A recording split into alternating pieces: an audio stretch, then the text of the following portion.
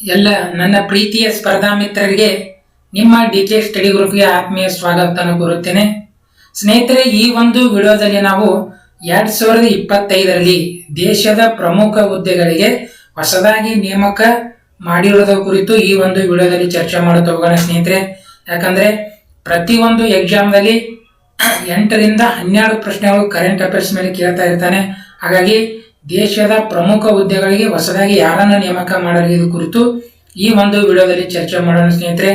ಈ ಎಲ್ಲ ಮಾಹಿತಿಯನ್ನು ಒಂದು ಕಡೆ ನೋಟ್ಸ್ ಮಾಡಿ ಇಟ್ಕೊಳ್ಳಿ ಸ್ನೇಹಿತರೆ. ಯಾಕಂದ್ರೆ ಮುಂಬರುವ ಎಕ್ಸಾಮ್ಗಳಲ್ಲಿ ಕೇಳುವ ಸಾಧ್ಯತೆ ಇರುತ್ತೆ ಸ್ನೇಹಿತರೆ. ಇನ್ನೂ ನಮ್ಮ ಚಾನಲ್ ಯಾರಾದರೂ ಸಬ್ಸ್ಕ್ರೈಬ್ ಮಾಡಿಲ್ಲ ಅಥವಾ ಹೊಸದಾಗಿದ್ದರೆ ನಮ್ಮ ಚಾನಲ್ ಅನ್ನು ಸಬ್ಸ್ಕ್ರೈಬ್ ಮಾಡಿ ಮತ್ತು ಶೇರ್ ಮಾಡಿರಿ ಸ್ನೇಹಿತರೆ. ಮೊದಲನೇದಾಗಿ ನೋಡಿದರೆ ನೂತನ 15ನೇ ಉಪರಾಷ್ಟ್ರಪತಿಯಾಗಿ ಯಾರನ್ನ ನೇಮಕ ಮಾಡಲಾಗಿದೆ ಸ್ನೇಹಿತರೆ? ನೂತನ 15ನೇ ಉಪರಾಷ್ಟ್ರಪತಿಯಾಗಿ CP ರಾಧಾಕೃಷ್ಣನ್ ಅವರು. ಅಂದ್ರೆ ಸ್ನೇಹಿತರೆ, ಇಲ್ಲಿವರೆಗೆ ದೇಶದಲ್ಲಿ ಎಷ್ಟು ಮಂದಿ ಉಪರಾಷ್ಟ್ರಪತಿಗಳಾಗಿದ್ದಾರೆ? 15 ಜನ ಉಪರಾಷ್ಟ್ರಪತಿಗಳಾಗಿದ್ದಾರೆ. ಈಗ 15ನೇ ಉಪರಾಷ್ಟ್ರಪತಿಯಾಗಿ ರೀಸೆಂಟ್ ಆಗಿ ನೇಮಕವಾದಂಥವ್ರು ಯಾರಪ್ಪ ಅಂದ್ರೆ CP ರಾಧಾಕೃಷ್ಣನ್ ಅವರು. ಇನ್ನು ನಿರ್ಗಮಿತ ಮತ್ತು 14ನೇ ಉಪರಾಷ್ಟ್ರಪತಿಗಳು, ನಿರ್ಗಮಿತ ಅಥವಾ 14ನೇ ಅಂದ್ರೆ ಈ 14ನೇ ಉಪರಾಷ್ಟ್ರಪತಿಗಳು ರಾಜೀನಾಮೆ ಕೊಟ್ಟರು. ಹೀಗಾಗಿ ಹೊಸದಾಗಿ ಮತ್ತೆ ಚುನಾವಣೆ ಮಾಡಿ 15ನೇ ಉಪರಾಷ್ಟ್ರಪತಿಯಾಗಿ ಆಯ್ಕೆಯಾದವರು ಯಾರಪ್ಪ ಅಂದ್ರೆ CP ರಾಧಾಕೃಷ್ಣನ್ ಅವರು. ಹಾಗಾದ್ರೆ 14ನೇ ಉಪರಾಷ್ಟ್ರಪತಿ ಯಾರಿದ್ದಾರಪ್ಪ ಅಂದ್ರೆ ಜಗದೀಪ್ ಧನ್ಕರ್ ಅವರು ಈ ದೇಶದ 14ನೇ ಉಪರಾಷ್ಟ್ರಪತಿಗಳಿಗೆ ಕಾರ್ಯನಿರ್ವಹಿಸ್ತಾ ಇದ್ರು. ಬಟ್ ಅವರು ಆರೋಗ್ಯದ ಒಂದು ಕಾರಣವನ್ನ ನೀಡಿ ತಮ್ಮ ರಾಜೀನಾಮೆ ಪತ್ರವನ್ನ ಯಾರಿಗೆ? ರಾಷ್ಟ್ರಪತಿಗಳಿಗೆ ಸಲ್ಲಿಸಿದರೆ. ಹೀಗಾಗಿ ರಾಜೀನಾಮೆಯಾದ ಒಂದು 6 ತಿಂಗಳೊಳಗೆ ಮತ್ತೆ ಚುನಾವಣೆ ಮಾಡಬೇಕಾಗಿತ್ತು. ರೀಸೆಂಟ್ ಆಗಿ ಚುನಾವಣೆ ಮಾಡಿದ್ದಾರೆ. ಹಾಗಾದ್ರೆ ಚುನಾವಣೆಯಲ್ಲಿ ಗೆದ್ದಂತವ್ರು ಯಾರಪ್ಪ ಅಂದ್ರೆ CP ರಾಧಾಕೃಷ್ಣನ್ ಅವರು. ಪ್ರಸ್ತುತ ದೇಶದ ಉಪರಾಷ್ಟ್ರಪತಿಗಳು ಯಾರಂದ್ರೆ ಅವರು CP ರಾಧಾಕೃಷ್ಣನ್ ಅಂತ ನಾವು ಕರಿತೀವಿ ಸ್ನೇಹಿತರೆ. ಇನ್ನು ಇದಕ್ಕೆ ಸಂಬಂಧಪಟ್ಟಂತ ಸ್ನೇಹಿತರೆ, ಇದು ಕರೆಂಟ್ ಅಫೇರ್ಸ್ ಆಯ್ತು, ನೂತನ ಉಪರಾಷ್ಟ್ರಪತಿ ಯಾರಿದ್ದಾರೆ. ಇನ್ನು ಇದಕ್ಕೆ ಸಂಬಂಧಪಟ್ಟಂತೆ GK ನೋಡೋದಾದ್ರೆ ಅಥವಾ ಏನ್ ಕ್ವಶನ್ ಕೇಳಬಹುದು ಇನ್ನೂ ರಿಲೇಟೆಡ್ ಆಗಿ ನೋಡೋದಾದ್ರೆ, ದೇಶದ ಮೊದಲ ಉಪರಾಷ್ಟ್ರಪತಿ ಯಾರು ಅಂದ್ರೆ ಸ್ನೇಹಿತರೆ, ದೇಶದ ಮೊಟ್ಟ ಮೊದಲ ಸಾರ್ವತ್ರಿಕ ಚುನಾವಣೆ ನಡೆದು 1951-52ರಲ್ಲಿ. ಆವಾಗ ಈ ದೇಶದ ಮೊಟ್ಟ ಮೊದಲ ಉಪರಾಷ್ಟ್ರಪತಿಯಾಗಿ ಕಾರ್ಯನಿರ್ವಹಿಸಿದವರು ಯಾರಪ್ಪ ಅಂದ್ರೆ ಡಾಕ್ಟರ್ S ರಾಧಾಕೃಷ್ಣನ್ ಅವರು. ಸರ್ವಪಲ್ಲಿ ರಾಧಾಕೃಷ್ಣನ್ ಅವರು ಈ ದೇಶದ ಮೊದಲ ಉಪರಾಷ್ಟ್ರಪತಿಯಾಗಿ 2 ಅವಧಿಗೆ ಒಂದು ಕೆಲಸ ಮಾಡಿದಂಥವ್ರು ಡಾಕ್ಟರ್ S ರಾಧಾಕೃಷ್ಣನ್ ಅವರು. ಪ್ರಸ್ತುತ 15ನೇದು ಯಾರಪ್ಪ ಅಂದ್ರೆ CP ರಾಧಾಕೃಷ್ಣನ್ ಅವರು. ನಿರ್ಗಮಿತ ಉಪರಾಷ್ಟ್ರಪತಿ ಯಾರಂದ್ರ 14ನೇ ಉಪರಾಷ್ಟ್ರಪತಿ ಜಗದೀಪ್ ಧನ್ಕರ್ ಅವರು. ಸ್ನೇಹಿತರೆ, ಇದಕ್ಕೆ ಸಂಬಂಧಪಟ್ಟಂತೆ ಇನ್ನೊಂದು ಪ್ರಶ್ನೆ ನಿಮಗೆ ಕೇಳ್ತಾ ಇದ್ದೀನಿ. ಯಾರಿಗೆ ಆನ್ಸರ್ ಗೊತ್ತಿದೆ ಕಮೆಂಟ್ ಮುಖಾಂತರ ತಿಳಿಸ್ರಿ. ಉಪರಾಷ್ಟ್ರಪತಿ ಹುದ್ದೆಗೆ ಸಂವಿಧಾನದ ಎಷ್ಟನೇ ವಿಧಿ ನಮಗೆ ಅವಕಾಶ ಮಾಡಿಕೊಟ್ಟಿದೆ ಅನ್ನೋದನ್ನ ಒಂದು ಕಮೆಂಟ್ ಮುಖಾಂತರ ತಿಳಿಸಬೇಕಾಗುತ್ತೆ. ಇನ್ನು ರೈಲ್ವೆ ರಕ್ಷಣಾ ಪಡೆಯ ಮೊದಲ ಮಹಿಳಾ ಮಹಾನಿರ್ದೇಶಕಿಯಾಗಿ ಯಾರನ್ನು ನೇಮಕ ಮಾಡಲಾಗಿದೆ? ಸ್ನೇಹಿತರೆ, ರೈಲ್ವೆ ರಕ್ಷಣಾ ಪಡೆ RPF ಅಂತ ಕರಿತೀವಿ, ರೈಲ್ವೆ ಪ್ರೊಟೆಕ್ಷನ್ ಫೋರ್ಸ್ ಅಂತ ಕರಿತೀವಿ ಸ್ನೇಹಿತರೆ. ಇದಕ್ಕೆ ಇಲ್ಲಿವರೆಗೆ ಪುರುಷರನ್ನೇ ನೇಮಕ ಮಾಡಿದರು. ಬಟ್ ಇದೇ ಫಸ್ಟ್ ಟೈಮ್ ಒಬ್ಬ ಮೊದಲ ಮಹಿಳಾ ಮಹಾನಿರ್ದೇಶಕಿಗೆ ನೇಮಕ ಮಾಡಿರೋದು ಯಾವುದಕ್ಕೆ? RPF ಅಂತ ಕರಿತೀವಿ ಸ್ನೇಹಿತರೆ. ಯಾರಪ್ಪ ಅವರಂದ್ರ ಸೋನಾಲಿ ಮಿಶ್ರಾ ಅವರನ್ನ. RPF ನ ಮೊದಲ ಮಹಿಳಾ ಮಹಾನಿರ್ದೇಶಕಿಯಾಗಿ ಯಾರನ್ನ ನೇಮಕ ಮಾಡಲಾಗಿದೆ? ಸೋನಾಲಿ ಮಿಶ್ರಾ ಅವರನ್ನ. ಬಟ್ ಇದಕ್ಕೆ ಸಂಬಂಧಪಟ್ಟ ರಿಲೇಟೆಡ್ ಆಗಿ ಇನ್ನೊಂದು ಮಾಹಿತಿ ನೋಡೋದು ಸ್ನೇಹಿತರೆ, RPF ಸ್ಥಾಪನೆ ಮಾಡೋದು ಯಾವಾಗಂದ್ರ 1957ರಲ್ಲಿ ಸ್ನೇಹಿತರೆ. RPF ರೈಲ್ವೆ ಪ್ರೊಟೆಕ್ಷನ್ ಫೋರ್ಸ್ ಅನ್ನ ಸ್ಥಾಪನೆ ಮಾಡೋದು 1957ರಲ್ಲಿ ಇದನ್ನ ಸ್ಥಾಪನೆ ಮಾಡಿದ್ದೇವೆ ಸ್ನೇಹಿತರೆ. ಹಾಗಾದ್ರೆ ರೈಲ್ವೆಯನ್ನ ರಾಷ್ಟ್ರೀಕರಣ ಮಾಡೋದು ಯಾವಾಗ ಅಂದ್ರೆ 1951ರಲ್ಲಿ ಈ ದೇಶದಲ್ಲಿ ರೈಲ್ವೆಯನ್ನ ನಾವು ರಾಷ್ಟ್ರೀಕರಣ ಮಾಡ್ತೇವೆ ಸ್ನೇಹಿತರೆ. ಇದುವರೆಗೆ ನಮ್ಮಲ್ಲಿ ಎಷ್ಟು ರೈಲ್ವೆ ವಲಯಗಳಿದೆ ದೇಶದಲ್ಲಿ? ಟೋಟಲ್ 19 ರೈಲ್ವೆ ವಲಯಗಳು. ಟೋಟಲ್ ಎಷ್ಟು ಸ್ನೇಹಿತರೆ? 19 ರೈಲ್ವೆ ವಲಯಗಳು ನಾವು ನೋಡ್ತೇವೆ ಸ್ನೇಹಿತರೆ. ಇನ್ನು RAW ರಾದ ಮುಖ್ಯಸ್ಥರಾಗಿ, ನೂತನ ಮುಖ್ಯಸ್ಥರಾಗಿ ಯಾರನ್ನ ನೇಮಕ ಮಾಡಲಾಗಿದೆ ಅಂದ್ರೆ ಪರಾಗ್ ಜೈನ್ ಅವರನ್ನ, ಯಾರು ಸ್ನೇಹಿತರೆ, ಪರಾಗ್ ಜೈನ್ ಅಂತೇಳಿ ಇವರನ್ನ ನಮ್ಮ RAW ರಾ ಅಂತ ಕರಿತೀವಿ ಸ್ನೇಹಿತರೆ. ಇದರ ನೂತನ ಮುಖ್ಯಸ್ಥರು ಯಾರಂತಂದ್ರ ಪರಾಗ್ ಜೈನ್ ಅವರು. ಹಾಗಾದ್ರೆ ಏನಿದು ರಾ ಅಂದ್ರೆ, ರಾ ಅನ್ನು ವಿಸ್ತರಿಸಿ ಬರೀರಿ ಅಂತ ಕೇಳಿದ್ರೆ ಸ್ನೇಹಿತರೆ ರಿಸರ್ಚ್ ಅಂಡ್ ಅನಲೈಸಿಸ್ ವಿಂಗ್ ಅಂತ ಕರೀತಾರೆ ಸ್ನೇಹಿತರೆ, ರಾ ಅಂತೇಳಿ. ಇದರ ನೂತನ ಮುಖ್ಯಸ್ಥರಾಗಿ ಯಾರಪ್ಪ ಅಂದ್ರೆ ಅದು ಪರಾಗ್ ಜೈನ್ ಅವರು ಕೆಲಸ ಮಾಡ್ತಾ ಇದ್ದಾರೆ. ಏನಪ್ಪ ಈ ಸಂಘಟನೆ ಕೆಲಸ ನೋಡಿದ್ರೆ ಸ್ನೇಹಿತರೆ, ಭಾರತದ ಬಾಹ್ಯ ಗುಪ್ತಚರ ಸಂಸ್ಥೆಯಾಗಿದೆ.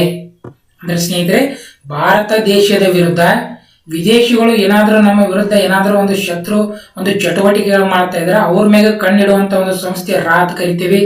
ಉದಾಹರಣೆಗೆ ಪಾಕಿಸ್ತಾನ ಆಗಿರ್ಬೋದು, ಚೀನಾ ಆಗಿರ್ಬೋದು, ನಮ್ಮ ದೇಶ ಮೇಲೆ ಏನಾದರೂ ಒಂದು ದಾಳಿ ಮಾಡ್ಬೇಕಂತ ಒಂದು ಏನಾದರೂ ಪ್ಲಾನ್ ಮಾಡ್ಲತ್ತೀರಪ್ಪ ಅಂದ್ರೆ ಅದ್ರ ಬಗ್ಗೆ ಮೊಟ್ಟ ಮೊದಲ ಮಾಹಿತಿ ಯಾರಿಗೆ ತಲುಪ್ತದೆ ಅಂದ್ರೆ ರಾ. ಯಾಕಂದ್ರೆ ಇದು ಬಾಹ್ಯ ಗುಪ್ತಚರ ಸಂಸ್ಥೆಯಾಗಿದೆ ಸ್ನೇಹಿತರೆ. ಪ್ರಸ್ತುತ ಇದರ ಮುಖ್ಯಸ್ಥರಾಗಿ ಪರಾಗ್ ಜೈನ್ ಅವರನ್ನ ನೇಮಕ ಮಾಡಲಾಗಿದೆ ಸ್ನೇಹಿತರೆ. ಇದು ರಾ ಭಾರತದ ಬಾಹ್ಯ ಗುಪ್ತಚರ ಸಂಸ್ಥೆ ಆದ್ರೆ ಇನ್ನು ದೇಶದಲ್ಲಿ ಕೂಡ ಆಂತರಿಕ ಭಾರತಕ್ಕೆ ಧಕ್ಕೆ ತರುವ ಒಂದು ಚಟುವಟಿಕೆ ಆಗುತ್ತೆ ಸ್ನೇಹಿತರೆ. ಒಂದು ಆಂತರಿಕ ಗುಪ್ತಚರ ಸಂಸ್ಥೆ ಯಾವುದು, ಇದು ಕೂಡ ಒಂದು ಪ್ರಶ್ನೆ ಕೇಳ್ತಾರೆ ಸ್ನೇಹಿತರೆ. ಇದಕ್ಕೆ ಕಮೆಂಟ್ ಮುಖಾಂತರ ಉತ್ತರ ತಿಳಿಸಿ ಸ್ನೇಹಿತರೆ. ಭಾರತದ ಆಂತರಿಕ ಗುಪ್ತಚರ ಸಂಸ್ಥೆ ಯಾವುದು? ಯಾರಿಗೆ ಆನ್ಸರ್ ಗೊತ್ತಿದೆ ಕಮೆಂಟ್ ಮುಖಾಂತರ ತಿಳಿಸಿರಿ. ಇನ್ನು ಸ್ನೇಹಿತರೆ, ಮುಂದಿನ ನೇಮಕಾತಿ ನೋಡಿದ್ರ ಭಾರತದ 52ನೇ ಮುಖ್ಯ ನ್ಯಾಯಮೂರ್ತಿಯಾಗಿ ಸ್ನೇಹಿತರೆ ಯಾರನ್ನು ನೇಮಕ ಮಾಡಲಾಗಿದೆ ಅಂದ್ರೆ BR ಗವಾಯಿ ಅವರನ್ನ. ಈ ದೇಶದ ಸುಪ್ರೀಂ ಕೋರ್ಟಿನ ಮುಖ್ಯ ನ್ಯಾಯಮೂರ್ತಿಗಳು ಎಷ್ಟನೇದವರು? 52ನೇದು. ಯಾರಿದ್ದಾರೆ ಪ್ರೆಸೆಂಟು? BR ಗವಾಯಿ ಅವರು 52ನೇ ಮುಖ್ಯ ನ್ಯಾಯಮೂರ್ತಿಯಾಗಿ ಒಂದು ನೇಮಕ ಮಾಡಲಾಗಿದೆ ಸ್ನೇಹಿತರೆ. ಇದಕ್ಕೆ ರಿಲೇಟೆಡ್ ಆಗಿ ಇನ್ನೂ ಏನೇನು ಪ್ರಶ್ನೆಗಳು ಕೇಳಬಹುದಪ್ಪ ಅಂತ ನೋಡಿದಾರ, ಸುಪ್ರೀಂ ಕೋರ್ಟಿನ ಮೊದಲ ಮುಖ್ಯ ನ್ಯಾಯಾಧೀಶ ಯಾರಪ್ಪ ಅಂದ್ರೆ ಅವರು HJ ಕನಿಯಾ ಅವರು. ಈ ದೇಶದಲ್ಲಿ ಮೊಟ್ಟ ಮೊದಲು ಸಂವಿಧಾನ ಜಾರಿಯಾದ ಬಳಿಕ ಸುಪ್ರೀಂ ಕೋರ್ಟ್ ಸ್ಥಾಪನೆ ಆಯ್ತಲ್ಲ, ಅದರ ಮೊದಲ ಮುಖ್ಯ ನ್ಯಾಯಾಧೀಶ ಯಾರಪ್ಪ ಅಂದ್ರೆ HJ ಕನಿಯಾ ಅವರು. ಅಲ್ಲಿದಿಂದ ಇಲ್ಲಿವರೆಗೆ ಎಷ್ಟು ಜನ ಮುಖ್ಯ ನ್ಯಾಯಮೂರ್ತಿಗಳಿಗಾರ? 52 ಜನರ ನಾವು ನೋಡ್ತೀವಿ. 52ನೇ ಮುಖ್ಯ ನ್ಯಾಯಮೂರ್ತಿ ಯಾರಂದ್ರೆ BR ಗವಾಯಿ ಅವರು. ಇನ್ನು ಸುಪ್ರೀಂ ಕೋರ್ಟ್ ನ್ಯಾಯಾಧೀಶ ಹುದ್ದೆಗೇರಿದ ಮೊದಲ ಮಹಿಳೆ ಸ್ನೇಹಿತರೆ, ಸುಪ್ರೀಂ ಕೋರ್ಟಿನ ನ್ಯಾಯಾಧೀಶ ಹುದ್ದೆಗೇರಿದ ಮೊಟ್ಟ ಮೊದಲ ಮಹಿಳೆ ಅಂತ ಪ್ರಶ್ನೆ ಹಲವಾರು ಎಕ್ಸಾಮ್ದಲ್ಲಿ ಕೇಳಿದಾನೆ. ಯಾರಪ್ಪ ಇದಕ್ಕೆ ಸರಿ ಉತ್ತರ ಅಂದ್ರೆ ಫಾತಿಮಾ ಬೀವಿ ಅವರು. ಸ್ನೇಹಿತರೆ, ಇಲ್ಲಿ ಗಮನಿಸಬೇಕು ನಾವು, ಸುಪ್ರೀಂ ಕೋರ್ಟಿನ ನ್ಯಾಯಾಧೀಶ ಅಂತ ಕೇಳಿದಾನೆ, ಬಟ್ ಮುಖ್ಯ ನ್ಯಾಯಾಧೀಶಿಗೆ ಇಲ್ಲಿವರೆಗೂ ಒಬ್ಬರು ಮಹಿಳೆಯರು ನೇಮಕವಾಗಿಲ್ಲ. ಅಂದ್ರೆ ಸುಪ್ರೀಂ ಕೋರ್ಟಿನ ನ್ಯಾಯಾಧೀಶರ ಗರಿಷ್ಠ ಸದಸ್ಯರ ಸಂಖ್ಯೆ ಎಷ್ಟು ಸ್ನೇಹಿತರೆ? 34 ಜನ ಇರ್ತಾರೆ. ಒಬ್ಬ ಮುಖ್ಯ ನ್ಯಾಯಾಧೀಶ, 33 ಜನ ಇತರೆ ನ್ಯಾಯಾಧೀಶರು ಇರ್ತಾರಲ್ಲ, ಆ ಇತರೆ ನ್ಯಾಯಾಧೀಶರ ಹುದ್ದೆಗೆ ನೇಮಕವಾದ ಮೊದಲ ಮಹಿಳೆ ಫಾತಿಮಾ ಬೀವಿ. ಬಟ್ ಮುಖ್ಯ ನ್ಯಾಯಾಧೀಶಿಗೆ ಇಲ್ಲಿವರೆಗೂ ಒಬ್ಬ ಮಹಿಳೆ ನೇಮಕವಾಗಿಲ್ಲ. ಇನ್ನು ಸುಪ್ರೀಂ ಕೋರ್ಟ್ ಸ್ಥಾಪನೆ ಆಗೋದು ಯಾವಾಗ ಕ್ವಶನ್ ಕೇಳ್ತಾನೆ ಸ್ನೇಹಿತರೆ. ಯಾವಾಗಂದ್ರೆ ಇದು ಜನವರಿ 28, 1950ರಲ್ಲಿ. ಜನವರಿ 28 ಅಂದ್ರೆ ನಮ್ಮ ಸಂವಿಧಾನ ಜಾರಿಯಾದ 2 ದಿನಗಳ ನಂತರ ಈ ದೇಶದಲ್ಲಿ ಸುಪ್ರೀಂ ಕೋರ್ಟ್, ಪ್ರಸ್ತುತ ಚಾಲ್ತಿಯಲ್ಲಿರುವ ಸುಪ್ರೀಂ ಕೋರ್ಟ್ ಅನ್ನ ಸ್ಥಾಪನೆ ಮಾಡಿವಿ ಸ್ನೇಹಿತರೆ. ಬಟ್ ಸ್ವತಂತ್ರ ಪೂರ್ವದಲ್ಲಿ ಕೂಡ ನಮ್ಮಲ್ಲಿ ಸುಪ್ರೀಂ ಕೋರ್ಟ್ ಇದ್ದು ಸ್ನೇಹಿತರೆ. ದೇಶದಲ್ಲಿ ಮೊಟ್ಟ ಮೊದಲ ಸುಪ್ರೀಂ ಕೋರ್ಟ್ ಯಾವಾಗ ಸ್ನೇಹಿತರೆ? ಅದು 1774ರಲ್ಲಿ ಬ್ರಿಟಿಷರು ರೆಗ್ಯುಲೇಟಿಂಗ್ ಕಾಯ್ದೆ ಮುಖಾಂತರ ಕಲ್ಕತ್ತಾದಲ್ಲಿ ಸ್ಥಾಪನೆ ಮಾಡಿದ್ರು ಸ್ನೇಹಿತರೆ. ಅದು ದೇಶದಲ್ಲಿ ಸ್ಥಾಪನೆಯಾದ ಮೊಟ್ಟ ಮೊದಲ ಸುಪ್ರೀಂ ಕೋರ್ಟ್ 1774ರಲ್ಲಿ. ಅದು 1862ರಲ್ಲಿ ಅದನ್ನ ಮುಚ್ಚಲಾಯಿತು ಸ್ನೇಹಿತರೆ. ಬಟ್ ಅದಾದ ನಂತರ 1937ರಲ್ಲಿ ಫೆಡರಲ್ ಕೋರ್ಟ್ ಅಂತ ಮಾಡ್ತಾರೆ ಸ್ನೇಹಿತರೆ. ಈ ಸುಪ್ರೀಂ ಕೋರ್ಟ್ ಅದೇ ರೀತಿ ಕೆಲಸ ಮಾಡ್ತಾ ಹೋದು. ಫೆಡರಲ್ ಕೋರ್ಟ್ 1937ರಲ್ಲಿ ಪ್ರಾರಂಭ ಮಾಡ್ತಾರೆ ಸ್ನೇಹಿತರೆ. ಅದೇ ಫೆಡರಲ್ ಕೋರ್ಟ್ ಅನ್ನ ನಮ್ಮ ಸಂವಿಧಾನ ಜಾರಿಯಾಗಬೇಕು ಈ ಪ್ರಸ್ತುತ ಇರುವ ಸುಪ್ರೀಂ ಕೋರ್ಟ್ ಅಂತ ಕರಿತೇವೆ ಸ್ನೇಹಿತರೆ. ಇದು ಸ್ಥಾಪನೆ ಆಗೋದು ಜನವರಿ 28, 1950ರಲ್ಲಿ.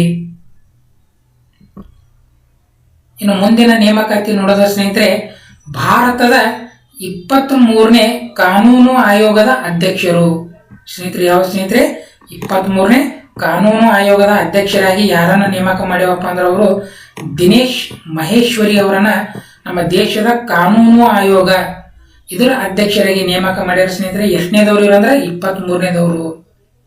ಹಾಗಾದ್ರೆ ಕಾನೂನು ಆಯೋಗವನ್ನ ಯಾವಾಗ ಸ್ಥಾಪನೆ ಮಾಡಿದೇವ ನೋಡೋದ ಸ್ನೇಹಿತರೆ? ಸ್ವತಂತ್ರ ಬಂದ ಬಳಿಕ ಸಂವಿಧಾನ ಬಂಧಬೇಕು ನೋಡಿದ್ರೆ 1955ರಲ್ಲಿ ಈ ಸಂಸ್ಥೆಯನ್ನು ಸ್ಥಾಪನೆ ಮಾಡಿದ್ದೇವೆ ಸ್ನೇಹಿತರೆ.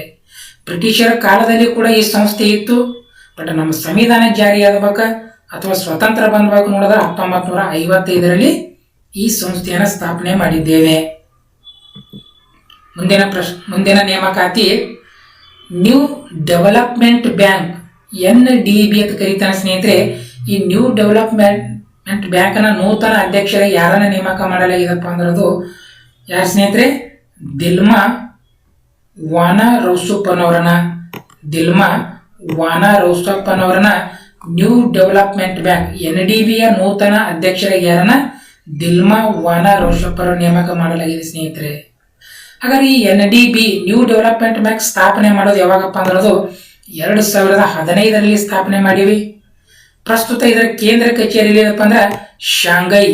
ಎಲ್ಲಿ ಬರ್ತದೆ ಅಂದ್ರೆ ಇದು ಚೀನಾ ದೇಶದಲ್ಲಿ ಕಂಡುಬರೋ ಶಾಂಘೈದಲ್ಲಿ ಈ NDBಯ ಒಂದು ಕೇಂದ್ರ ಕಚೇರಿಯನ್ನು ಹೊಂದಿದ್ದೇವೆ ಸ್ನೇಹಿತರೆ.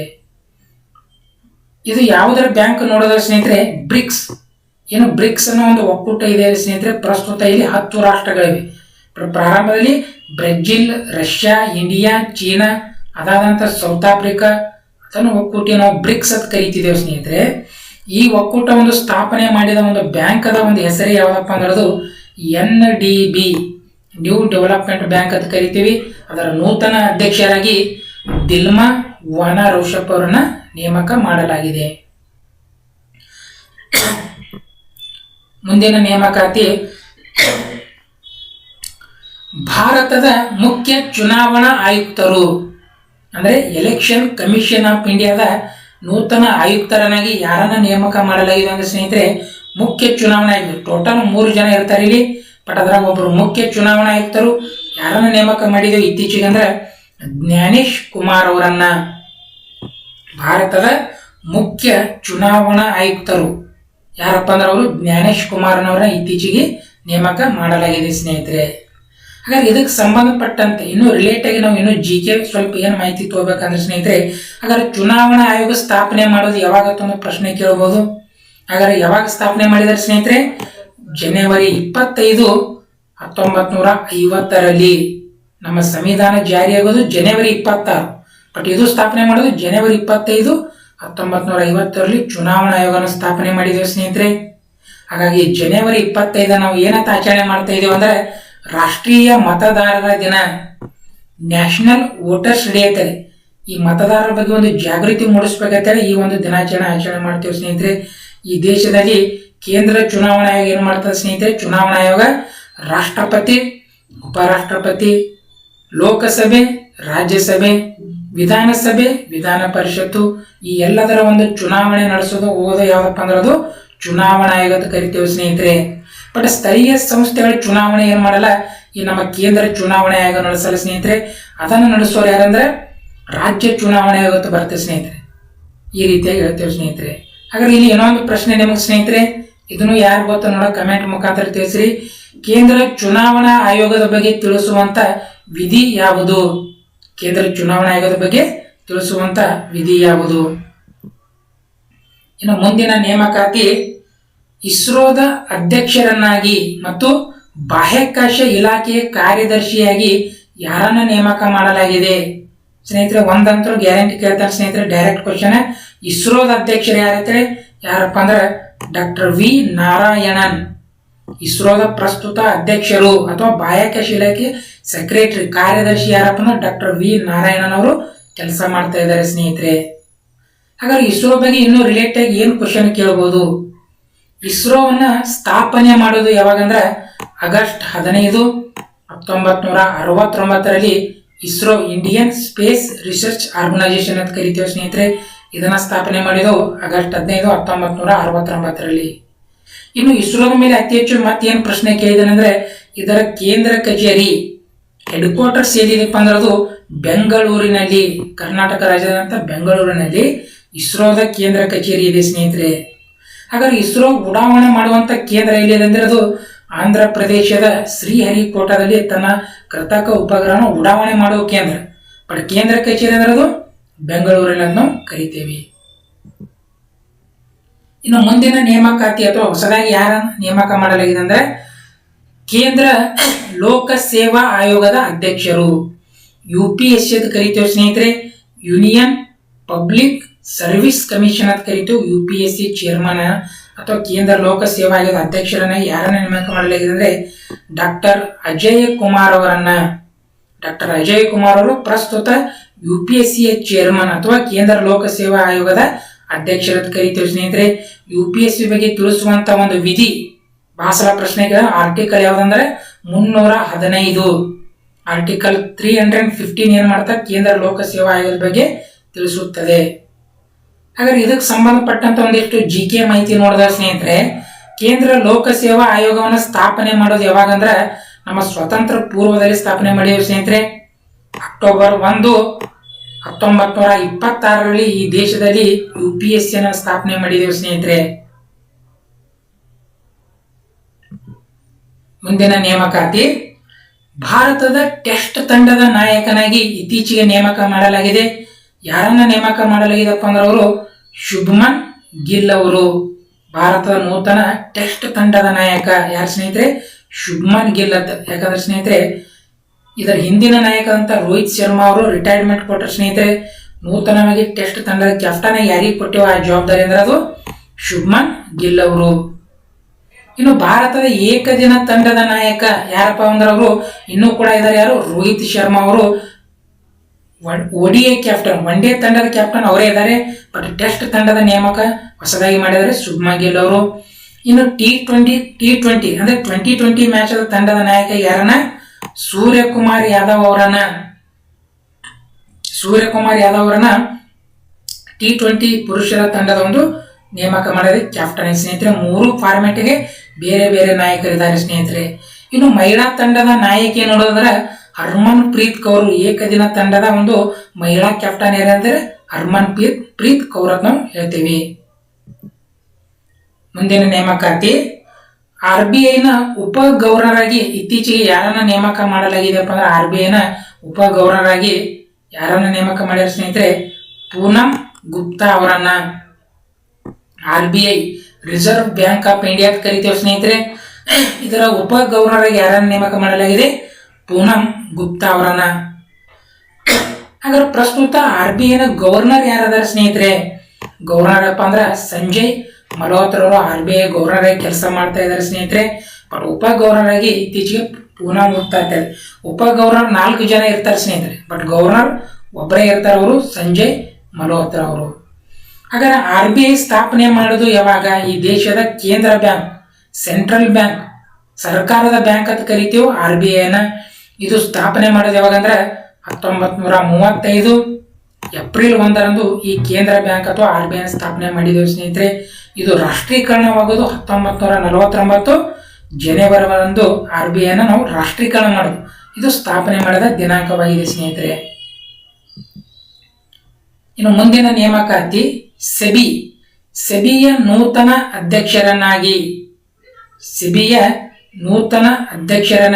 ಯಾರನ್ನ ನೇಮಕ ಮಾಡಲಾಗಿದೆ ಅಂದ್ರೆ ತುಹಿನ್ ಪಾಂಡೆ ಅವರನ್ನ ಸ್ನೇಹಿತರೆ. ಯಾರು ಸ್ನೇಹಿತರೆ, ತುಹಿನ್ ಪಾಂಡೆ ಅವರನ್ನ ಸೆಬಿಯ ನೂತನ ಅಧ್ಯಕ್ಷರನ್ನಾಗಿ ನೇಮಕ ಮಾಡಲಾಗಿದೆ. ಹಾಗಾದ್ರೆ ಸ್ನೇಹಿತರೆ ಏನಿದು ಸೆಬಿ ಯಾವಾಗ ಸ್ಥಾಪನೆ ಮಾಡೋದು ನೋಡಿದ್ರೆ ಸ್ನೇಹಿತರೆ 1988ರಲ್ಲಿ ಸೆಬಿಯನ್ನ ಸ್ಥಾಪನೆ ಮಾಡೋದು 1988ರಲ್ಲಿ ಸ್ಥಾಪನೆ ಮಾಡಿದ್ದೀವಿ. ಬಟ್ ಇದಕ್ಕೆ ಶಾಸನಾತ್ಮಕ ಸ್ಥಾನಮಾನ ಕೊಟ್ಟದ್ದು ಯಾವಾಗಂದ್ರೆ 1992. ಪ್ರಶ್ನೆ ಕೇಳಿದಾನೆ ಸ್ನೇಹಿತರೆ, ಸೆಬಿ ಸ್ಥಾಪನೆ ಆಗೋದು ಕ್ವಶನ್ ಕೇಳಿದ್ರೆ 1988 ಅಂತ ಹೇಳ್ಬೇಕು. ಬಟ್ ಇದಕ್ಕೆ ಶಾಸನಾತ್ಮಕ ಸ್ಥಾನಮಾನ ಕೊಟ್ಟದು 1992ರಲ್ಲಿ. ಹಾಗಾದ್ರೆ ಇದ್ರ ಕೆಲಸ ಏನಪ್ಪ ಸೆಬಿದು ನೋಡಿದ್ರೆ, ಇದು ಭಾರತದ ಷೇರು ಮಾರುಕಟ್ಟೆಯನ್ನ ನಿಯಂತ್ರಿಸುತ್ತದೆ. ಅಂದ್ರೆ ಸ್ನೇಹಿತರೆ ಶೇರ್ ಮಾರ್ಕೆಟ್ ಆದಾಗ ಯಾರಿಗೆ ಮೋಸವನ್ನ ತಡೆಗಟ್ಟುವಂತ ಒಂದು ಸಂಸ್ಥೆ. ಷೇರು ಮಾರುಕಟ್ಟೆ ಕಾವಲು ನ್ಯಾಯ ಅಂತ ಕರೀತಾರೆ ಯಾವ್ದನ್ನ, ಸೆಬಿಯನ್ನ. ಸೆಬಿಯ ಫುಲ್ ಫಾರ್ಮ್ ಕೇಳಿದಾನೆ ಸ್ನೇಹಿತರೆ, ಹಲವಾರು ಎಕ್ಸಾಮ್ದಲ್ಲಿ securities and exchange board of India ಅಂತ ಕರೀತಾರೆ. ಈ ಸೆಬಿ ಸಂಸ್ಥೆಯ ನೂತನ ಅಧ್ಯಕ್ಷರಾಗಿ ತುಹಿನ್ ಪಾಂಡೆ ಅವರನ್ನ ನೇಮಕ ಮಾಡಲಾಗಿದೆ ಸ್ನೇಹಿತರೆ. ಇವು ಪ್ರಮುಖ ಒಂದು ದೇಶದ ಉನ್ನತ ಹುದ್ದೆಗಳಿಗೆ ನೂತನವಾಗಿ ಯಾರನ್ನ ನೇಮಕ ಮಾಡಿದ್ರು ಅನ್ನೋದು ಕುರಿತು ಒಂದು ಪಾರ್ಟ್ 1 ವಿಡಿಯೋ ಸ್ನೇಹಿತರೆ. ಇನ್ನೊಂದು ವಿಡಿಯೋ ಮಾಡ್ತೇವೆ ಸ್ನೇಹಿತರೆ, ಇನ್ನೂ ಹೊಸದಾಗಿ ನೇಮಕ ಯಾರನ್ನ ಮಾಡಲಾಗಿದೆ ಸ್ನೇಹಿತರೆ. ವಿಡಿಯೋ ನಿಮಗೆ ಏನಾದರೂ ಇಷ್ಟ ಆದ್ರೆ ಸ್ನೇಹಿತರೆ ಒಂದು ಲೈಕ್ ಕೊಡಿ. ಯಾಕಪ್ಪ ಅಂದ್ರೆ ನಾವು ಮತ್ತೊಂದು ವಿಡಿಯೋ ಮಾಡಕ್ಕೆ ನಮ್ಗೆ ಪ್ರೇರಕವಾಗುತ್ತೆ ಸ್ನೇಹಿತರೆ.